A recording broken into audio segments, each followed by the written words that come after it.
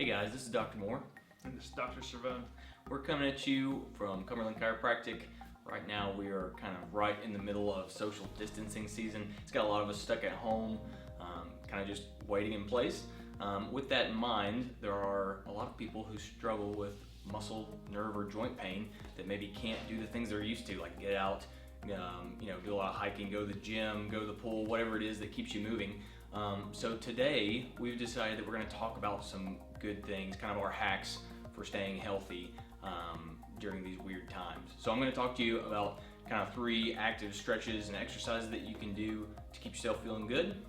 I'm going to talk a little bit about some lifestyle changes you can make, including some dietary changes you might be able to make to really help yourself get out of pain and just feel better overall. There you go. So if you're interested in feeling better during these shelter-in-place times, stick around.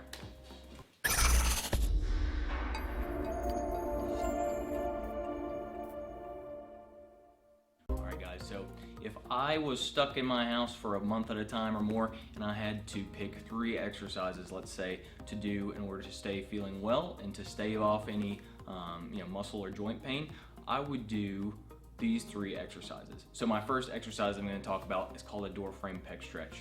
We teach this exercise countless times a day, probably. It's one of the most common ones that we talk about, and it's important because when we're at home and we're on our devices, at the computer, on an iPad, something like that, we have our shoulders kind of rounded and flexed forward. If we do that for long enough, these muscles are going to become tight, and that's going to cause a lot of stress and strain in your mid-back and your neck, not to mention shoulder pain. So this is a really easy stretch that a lot of people need to keep the front of that shoulder feeling loose and can relieve a lot of this shoulder, neck, upper back pain and problem.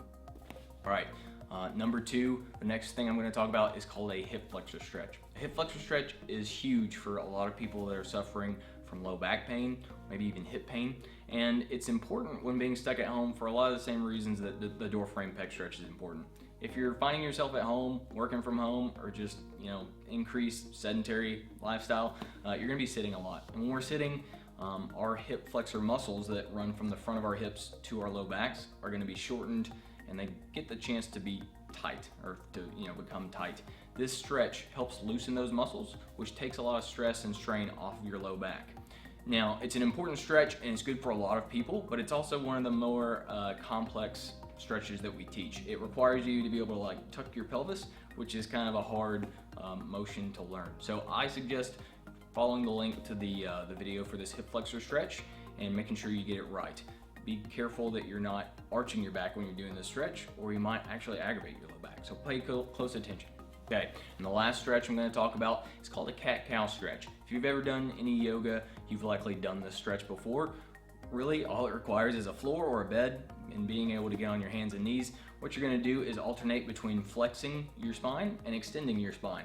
And this is huge for people with any kind of back problem or neck pain, and it's really just the premise of if you don't use it, you lose it, right? You've heard that probably before when you're thinking about your memory or your knowledge. If you don't think about it, you're gonna eventually forget it. Well, joints and muscles are the same. If we don't use them, we're gonna lose them. We're gonna lose the health of these muscles. So this is a nice, easy stretch that you can do at home. And as a quick little bonus, being stuck at home, we can't really do a lot of exercise. You might not have a treadmill, you might not have a pool that you can do some swimming or stuff.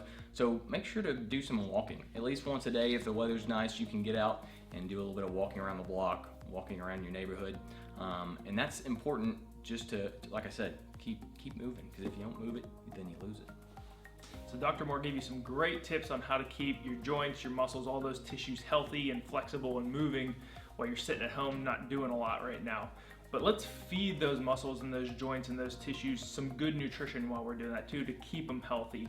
So if we're eating a lot of sugar, flour, refined oils, high fatty foods while we're sitting at home right now, that's actually pumping inflammatory chemicals into some of these damaged tissues that are already inflamed.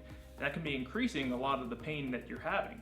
So one big lifestyle change that you can make is just starting to take one of those high fatty meals or high sugar meals and replace one right now with just some fruits, vegetables, a lean meat, some nuts, seeds, something like that, some anti-inflammatory foods. So if we're not putting those inflammatory chemicals into our body in the first place, it's going to reduce the amount of inflammation that we have, and that pain level is going to start to go down a little bit right now. So what sort of things should you be eating then? I hate being the guy that tell you exactly what you want to eat. So I'm not going to do that. Make your own healthy choices, whatever you kind of want to eat. Me personally, if I'm stuck at home, what I like to be eating right now is lots of fruits and vegetables. So getting my kind of blackberries, raspberries, my blueberries, so I'm getting some of those antioxidants in my diet as well.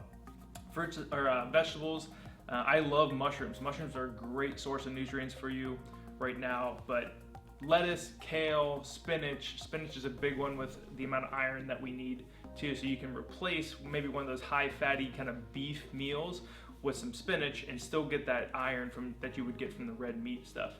Fish is going to be a great source of your omega-3s, which are very, very anti-inflammatory. So your salmon, your tuna, whatever kind of seafood or fish you like is going to be a great source for that. Some supplements that you can get is a good omega-3 supplement, and that's pretty cheap. It's not really expensive, so you're not going to be breaking the bank at the store for these supplements. And then turmeric. Turmeric's a great spice that's been shown to be anti-inflammatory. It can reduce a lot of the pain that you're having. So a good turmeric supplement, or just adding some turmeric or other anti-inflammatory spices to your foods can really help with that. We got some great resources for you as well that we'll post links to. One is the Deflame Diet by Dr. David Seaman. That's kind of our guidelines that we like to teach you.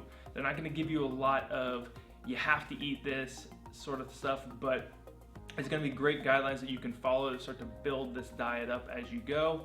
If you want some actual recipes, the people over at the Mediterranean Dish have great anti-inflammatory recipes. That Mediterranean diet sort of lifestyle is kind of the lifestyle we're looking for. Okay guys, well, we hope you enjoyed the video. If you have any questions or comments, or even problems that you're having at home while we're all kind of stuck indoors, feel free to leave them with the video. Who knows how long this will go on, so we might have time to make another one. But in the meantime, this has been Dr. Moore. And I'm Dr. Cervone. With Cumberland Chiropractic, where we get you better, faster.